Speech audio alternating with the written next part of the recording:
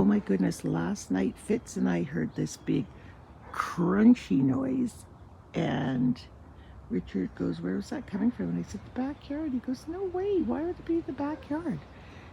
We get up this morning, look what happened to our apple tree. Look at this. Oh my goodness. We planted this tree the year Curtis was born, and I was lying in bed thinking about the tree, and Curtis phoned. How weird is that, hey? Look at this tree. Wonder what happened. I guess it just got weak here. And I see there's a hole here. Oh, I'm sorry, tree. What a shame. And this is like, look, I can't even move the branch, so why would it do that?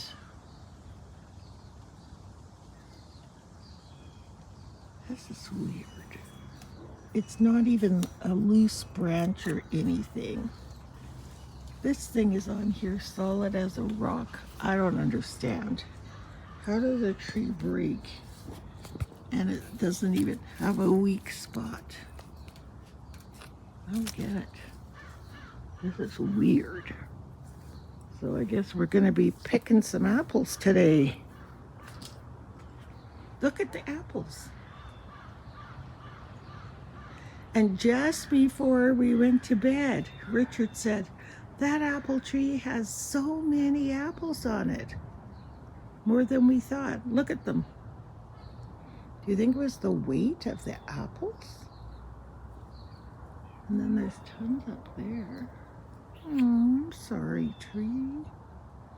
I love trees and I hate when they get hurt. So we found the best deal yesterday at Walmart. Their ears of corn were 23 cents and it was double the length. So these have been cut in half, or 1 ear. So that would be 1, 2, 3 ears of corn, but we cut them in half. Look how many we got. So we're just gonna blanch them, just like they're from the garden, and freeze them. And we've got corn, because we love corn on the cob, so yay! 0 points, Weight Watchers. So we're on a little bit of a road trip. Laura and John are coming over for supper on Friday night. I have postponed it, I don't even know how many times because I haven't been feeling well, but this time, hot damn it, we're doing it. So I'm being smart. Today is today Monday or Tuesday? Monday. Today's Monday. So they're coming Friday. So we're going to pick up our meat. We're going to have those yummy bison burgers that I made for my family, and Brody said it was the best burger he ever had. I think that's kind of a fun thing to have for so here's the farm where we get the elk burgers. See where it says, come on in, we're open. So you kind of have to know where to go because you would never know it's here. Do you know what I mean? Like it's just this big expanse. And the elk are down there. I just took some pictures of them. So Richard just went in to buy the burgers. They're so good though. Ooh. Vegetarians are not gonna like this video. So I'm prepping my meal for tomorrow with Laura and John coming. And I'm sticking with my theme of Canadiana, except my potatoes are called potatoes dauphinoise, and so those are very French. But they're super easy because Jamie Oliver makes everything so easy. Slice them up in the food processor, slap them in a pan with some onion, garlic, boil them on the top of the stove, and then transfer them to another pan and put them in the oven topped with Parmesan cheese. And sure as Bob's your uncle, you got potatoes dauphinoise. It's hard to show because there's stuff on top of it, but there's blueberry sauce for the burgers, and the burgers are elk like I showed you before. Oh, anchovies go in those potatoes too. Just add a little bit of saltiness. And yeah, and so my carrots are going to be like this. You know that new restaurant looking thing where they leave the ends on? So we just picked some of our carrots, the real teeny tiny ones I'm leaving right there. We'll eat those in or on something. So you roast these with honey, a little bit of seasoning, which I'm always going to use my, it's a focaccia bread rosemary seasoning. I always use that on my roasted vegetables, so I'll use a little bit of that on there. And just let then olive oil and bake those. And the potatoes and these bake at the same temperature for the same time. Perfect. And then we're having Kaiser rolls toasted, and it's going to be yum. And then tomorrow I will make my creme brulee. Oh, I hope it turns out. So I literally just went outside the back door and the front door. It's kind of funny. Ozzy's staying with us because his parents are with their son getting him signed in the WHL, which is the World Junior Hockey League, I think, in Washington State. So Ozzy's staying with us. Hang on. Hey, Google. Stop. So he has his own tryouts here, so he stayed home with us. So because he's in tryouts, the child eats no junk. This would be treats for him. Absolutely nothing. No cookies, no cake, no banana bread, no banana, nothing. It's all pure healthy food. So I told him I would make him some pesto because he eats pasta before his tryouts. It's like carb loading, I guess. So I went outside just to pick 2 cups of basil and 4 cups, and then these 2 tomato plants are sitting on our back porch. It was a 5 minutes outside, and these are the basil. You can see the basil plant, that one and that one, and then behind them is rosemary. So the harvest is nuts. So with these tomatoes that Richard picked yesterday, so we're going to do salsa like we did last year because it was absolutely delicious. Everyone loved it. And we're going to do tomato jam, which is, again, another one that's so yummy. But today I'm going to make the boy some pasta for his, pesto for his pasta. So funny. Blender's always in the sink because he's always having smoothies, and he wondered if it was okay if he had some juice from the juicer, so that's why I got the carrots. My kitchen is just not the same, but I love it. Bananas for the smoothies, and we have citrus here and more over here for juicing. Produce costs so much damn money, so we bought these mandarins to juice, which were a little bit cheaper than big old oranges. And then we have apples, and we've got grapes in our freezer from last year, so that would be delicious to add to that. So, and then tonight he requested fish. It's just thawing out here in the sink. So, yep, just having some fish. I should slice these up. But Richard always makes it so good, so I don't want to mess with the protocol, you know what I'm saying. So I'm going to sit and rest for 1 minute, and then I'll be back. I'll show you guys how I'm making my pesto sauce.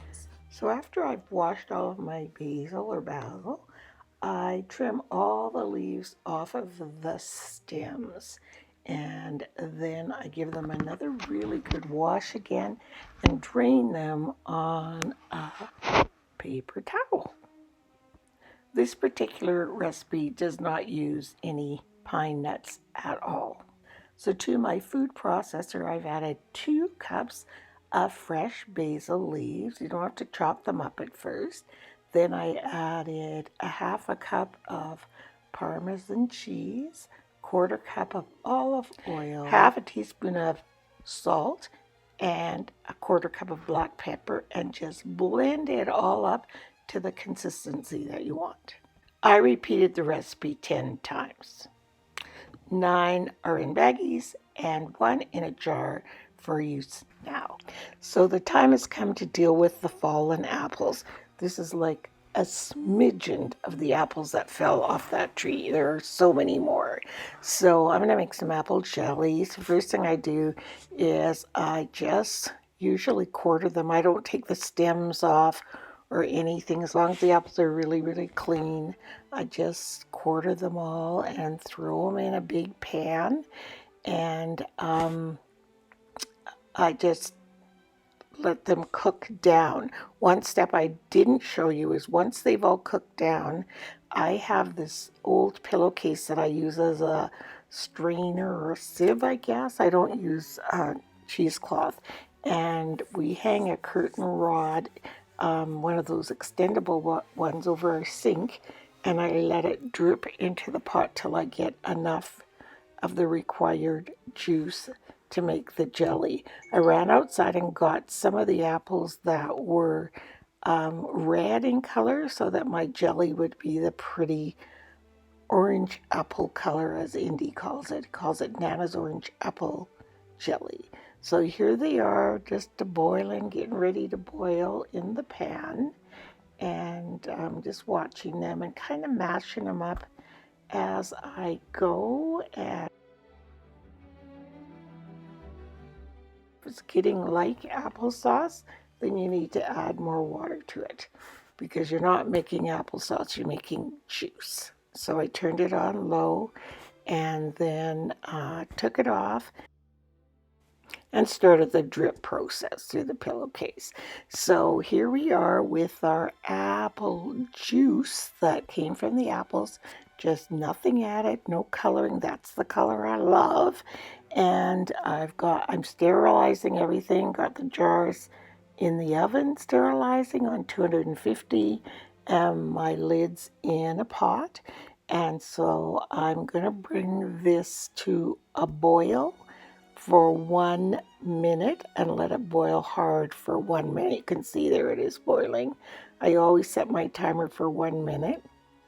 I don't like to guesstimate that it's 1 minute because it could be 10, it could be 2, it could be 30 seconds with me.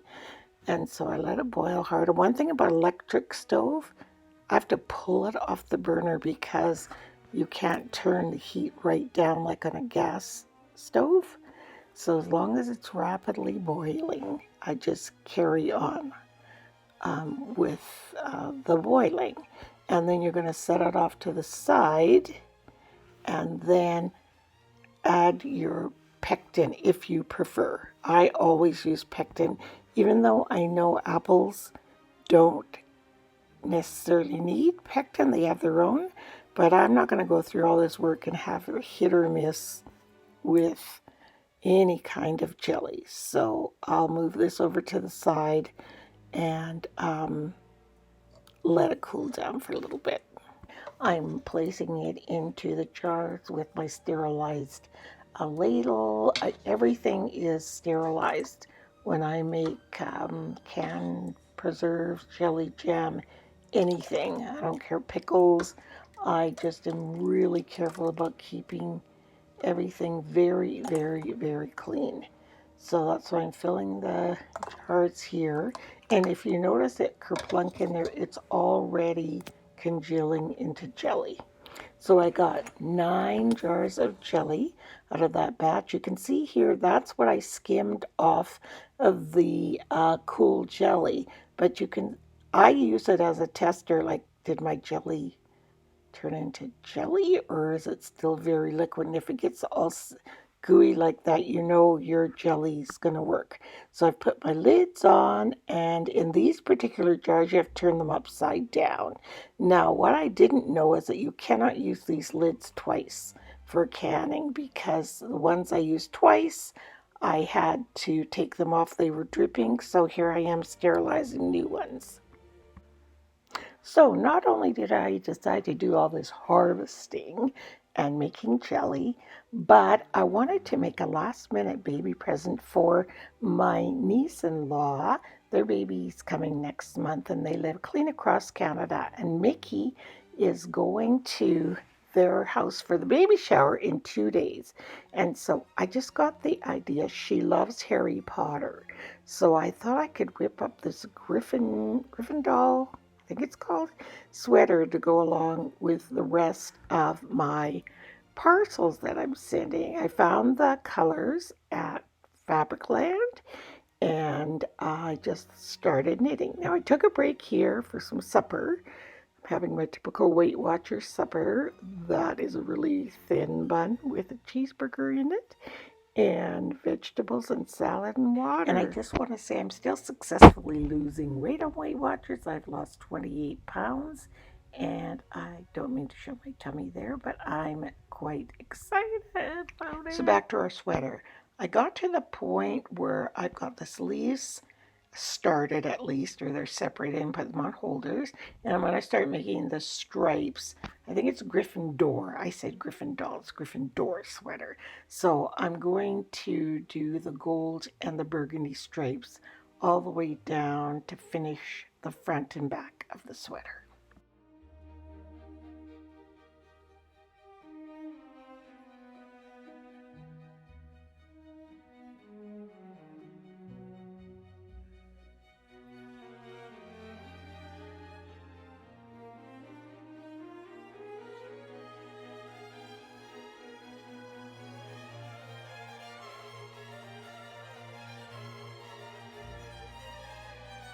So I've been at the sweater all day.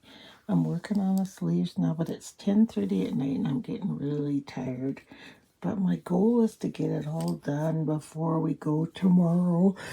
I have to sew in the strings. That doesn't take long. But I just have to get these 2 sleeves done, and I just don't think I can do any more tonight. I've been knitting all day long. But it is pretty cute if you like Harry Potter. I think those are the Harry Potter colors. And it's 6 months, size 6 months. And it's super soft. Okay, sleeve number 1, done and done. Still strings to sew in, but come on, cuteness, Harry Potter. How cute is this little sweater? So I'm just going to go downstairs and have some breakfast. It is now 10:35. I'm going to go downstairs, eat some breakfast, then come back and get this other side done before noon. And I tell you, it really, really helps to put on some kind of movie. Look at the little raglan sleeves. Adorable. I've never made a sweater in like 24 hours. This isn't even 24 hours. Well, maybe, because I started this late yesterday afternoon. So, yeah, it'll be 24 hours when I'm done. Adorable. I love it, love it. So I'm all done the wee Harry Potter Gryffindor sweater. So I hope she likes the House of Gryffindor, because that's the only colors of Harry Potter I know, and that's the only name I know. So I hope it's right. Isn't it the cutest? One day project. Love it. So here are all the things I've got for the new baby. So these hats, and these are Revival worsted, and they are made out of wool, mohair, nylon, and acrylic. And I put that tag on the clothing. One is small and one's a little bit bigger. See that? And then to go with this is, hang on, this little jumper, pinafore, whatever you want to call it. You just shove baby in. Look at these buttons, please. Come on. So it's just that. And then to coordinate the whole thing is the jacket. And there's our little jacket. And it has a fox button with a simple little frog to go over the button. Oh my God. What does the fox say? So cute. So that's that outfit I made. I love it. And then you saw my Gryffindor sweater right here. And I have the tag of that wool as well, so she'll know what it is. I just have to block this. I'm going to do that right away. And then I bought these of just to throw in extra stuff. Look at how little. Look how tiny. Look how teeny. I mean, look at my hand. They're so teeny tiny, teeny tiny. I had to buy them. So cute. And then Deanne made this really cute crocheted blanket. You can see all the nice colors for him. And then a little coordinating hat. How cute. What a lucky little baby, hey? So I'm going to wrap these at my sister's because I'm not sure what her suitcase situation is and how flat to wrap them. So I'm using wrapping paper instead of gift bags. You know what I mean? So yeah, that's our loot. So let me go steam this puppy and then I'm good to go. So I absolutely suspected that this would happen when I knit for almost 18 hours. But I don't care because I wanted to finish that sweater. I finished it. It's the cutest little thing ever. And it's already in Hamilton or Halifax, where are they? Hamilton, Ontario, which is clean across the country. It's all wrapped up. We went by my sister's yesterday. Her apartment, unbelievable. It's called Citizen on Jasper. Jasper Avenue is like the main avenue through downtown Edmonton. That's called Citizen on Jasper. It looked like the most elite apartment building I have ever been in my life. It is spectacular. And when she gets home, I'll go on a tour of it with you because you won't believe it. It's unbelievable. It's gorgeous. The view is $1 million view, which she's always had. The amenities in that building, I can't describe to you. I'll just have to take you with me next time she gets back. So yesterday, I can't remember if I said, I don't think I vlogged this. Richard and I ran to the store. Oh, we just went for a drive, just for no reason. We ended up in this store called, Richard, what's that grocery store called again? Independent Grocers. That's right. So there's all these boxes, tons of them, sitting there, and then a sign laying on the top, and it said 15 for $5 or 93 cents each. And we're like, well, what the heck is in them? Well, this one's open. These. A full-on box of chocolate bars. And President's Choice chocolate is delicious. Milk chocolate with toasted coconut.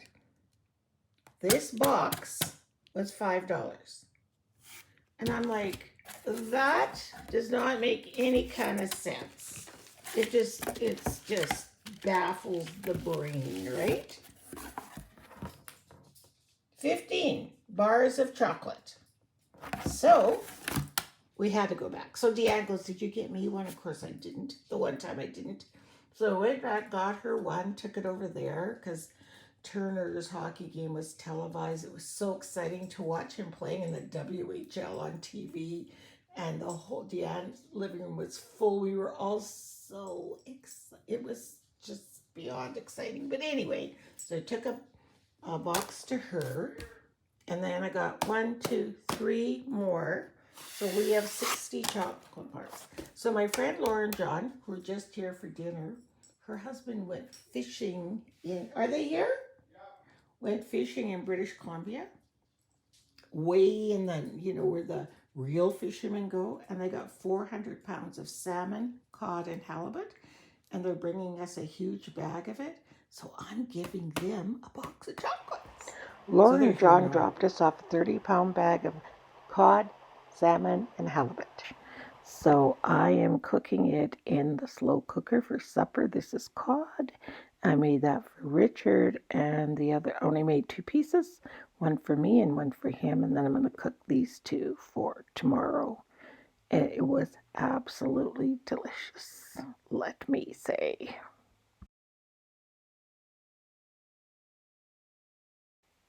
Richard wasn't home, so I feasted on my cod, corn on the cob, 0 points, 0 points, and my lemonade, 0 points, and I had a salad with it, and it was so good. I mean, I wish I could have fried it, but I mean, I can if I wanted to, but I just wanted to eat fast and I was hungry, so I put it in the instant fryer, not slow cooker. So we're so thankful, and they were so excited to get a box of chocolates. Bartering. So I'm just going to say goodnight to you from my knitting room. I inherited some new yarn this week, so I added it a lot to these. These are those scarf holders from IKEA, and I use them all the time for filling with yarn. They work great. Just stuff them in the holes, And I managed to inherit all of this from a friend of mine. Her sister passed away and she was a knitter. So I kept what I loved, and then the rest I gave some to Janet, some to Deanne, and then the rest went to Goodwill because I can't keep. I mean, if I don't think I'm going to knit with it, then I'm not keeping it. And this, she had 2 knitting machines, and these are the yarns for the knitting machine. And they come on this yarn tree. So they're all sorted here, and I'm going to tackle how to figure out how to work the knitting machine and whether in fact I want to keep it. And if I don't, then this will go with it. And the knitting machines, there's 2 of them. So yeah, because I just thought, no, I can't take too much more yarn. So thank you so much, all of you, for continuing to watch my vlogs, even when they're so spaced apart. But I'm trying to keep it at least once a month. I figure I can do that. I hope you enjoyed this one. I was a busy little beaver harvesting and everything, and it's such a rewarding feeling. I wish I could share it all with you. So see you next time. Bye.